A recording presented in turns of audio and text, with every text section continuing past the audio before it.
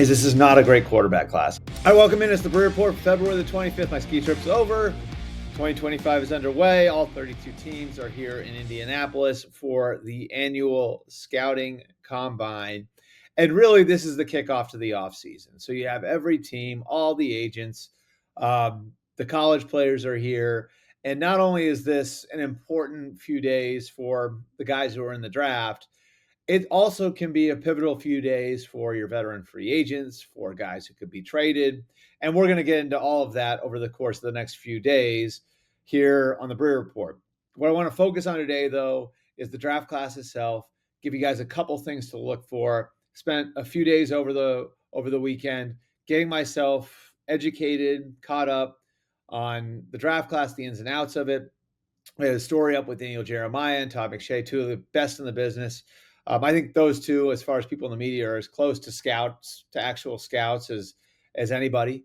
And so they gave me a lot of help. And I've been talking to teams, of course, the last few days. And, really, this is something I do all year. But ramping it up the last few days, I've learned a bunch about the draft class. So I'm going to give you guys three things to know.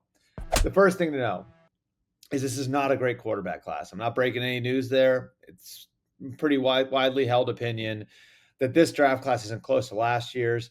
I think it's relatively unanimous that the first three guys from last year, Caleb Williams with the Bears, Jaden Daniels with the Commanders, Drake May with the Patriots, would be the number one overall pick if they were in this year's class. They aren't. And so now you're left with Cam Ward from the University of Miami, Shedeur Sanders from Colorado, Jackson Dart from Ole Miss, Tyler Shuck from Louisville, Quinn Ewers from Texas, Will Howard from Ohio State. When you look at the class, I think a big piece of this is wrapping your head around which flaws you are most comfortable with. And at the very top of the class, I think you see a little bit of a separation now from Cam Ward to the next guy. And this is really interesting to me because part of the reason that Cam Ward went to the University of Miami last year and transferred there from Washington State and pulled his name out of the draft is because he was seen at this time last year as a day 3 pick. So how do you go from being a day 3 pick to potentially a top 5 pick? It happened, I think, in large part because he became more consistent. Teams saw flashes at Incarnate Word at Washington State of the ceiling that Cam Ward has. What they didn't see was much consistency. Now he goes to Miami. He's got better teammates around him. He's got a really great offensive line, and he winds up becoming a Heisman finalist. So I think what you saw was a more consistent effort over the course of a full season. You didn't see the drop-off that you saw maybe in previous seasons when he went up against better competition. And so now you're hoping that that trajectory keeps going up.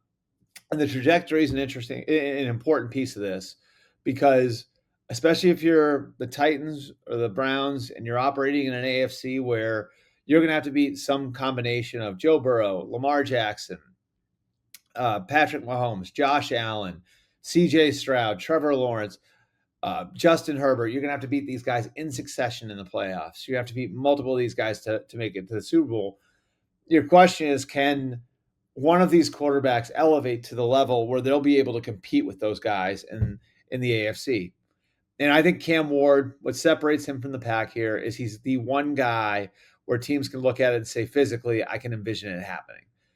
The more teams I talk to about this, the more you hear Shedeur is just sort of average physically, and he may not have a superpower as a quarterback. Now, he's plenty smart. He's tough. His intangibles are good.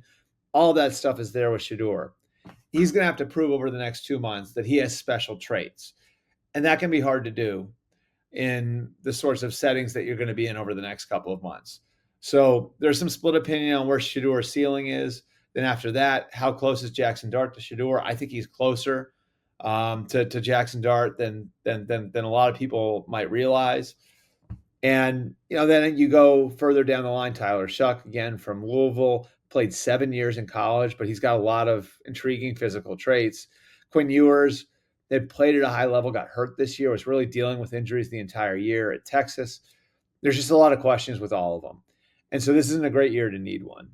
And so I think you look at the top of the draft, the question is, do we want to chase the ceiling of of Cam Ward? And do we think Cam Ward can get to the level where he can compete with a Mahomes, an Allen, a Burrow, a Jackson? Because if you are taking a guy that high, you're tethering your job security to him, and you're saying eventually, with the right pieces around him, he can get us there. So that's where the quarterbacks are. Here's another unique aspect. Your second thing to know about this year's draft. Another unique aspect of this class is how small the blue chip group is. And doesn't mean it's a bad draft. It's not a great draft to have a high pick. It's not a great draft to be sitting there in the top 10. And so you have Abdul Carter, who I think would be a top 5 to 10 pick in any draft. You have Travis Hunter, who's about as unique an athlete as I can remember coming out. So you have those two guys as the true blue chippers. And with Hunter, it can be a little difficult just because you got to figure out what to do with him. With Carter, it's a little bit an easier translation. You look at Micah Parsons, same school, same number, all that stuff. Sort of a similar player. You can kind of come up with a plan for Abdul Carter. You have to formulate a new one for Travis Hunter as a pro. But those two guys, I'd say, are above the pack. And then you get past those two and take the quarterbacks out of it, and you have this big clump of players. And so Mason Graham's in there. Will Campbell, the tackle from LSU, is in there. Tedoroa McMillan for some teams will be in there. Jalen Walker from Georgia is going to be in there. So you have this group of players where I think teams are probably going to look at some of these guys as being even, and you might have teams drafting for need earlier in the process than we've seen happen in a long time. Generally, if you're picking in the top 5 to 10, you might press a need, but generally you're going to be looking for how can I find a cornerstone for my franchise. Now you're going to have teams picking 5, 6, 7, where I think they could be looking at it and saying, these guys are relatively even, good players, not great players. Let's go fill a need.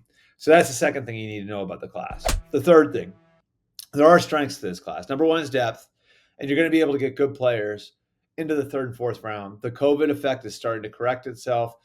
The NIL effect, guys staying in school, you're starting to see those things sort of start to normalize a little bit, where it chipped away the last couple of years at the depth of the draft because you had guys having the bonus years staying in, you had guys staying in because of NIL.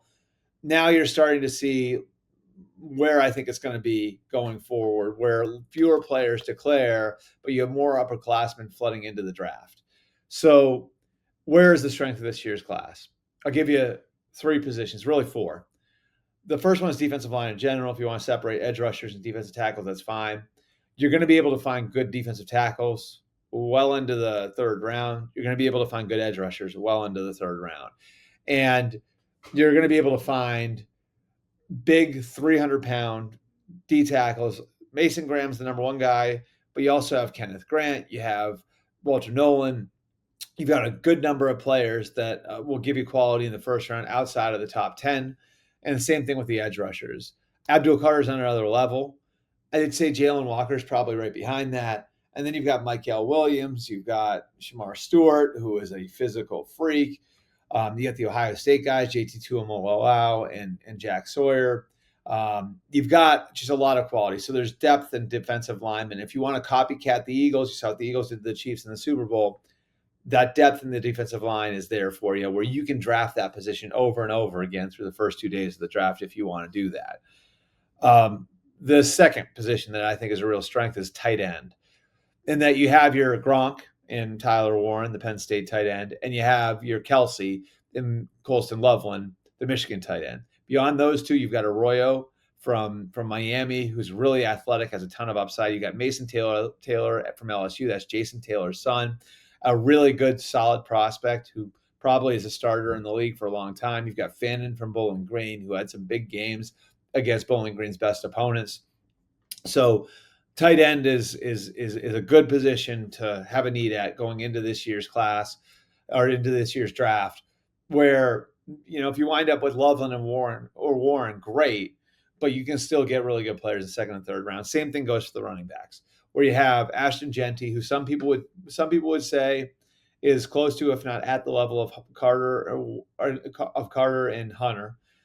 And how you slot him as a running back, the positional value versus those two guys who play premium positions.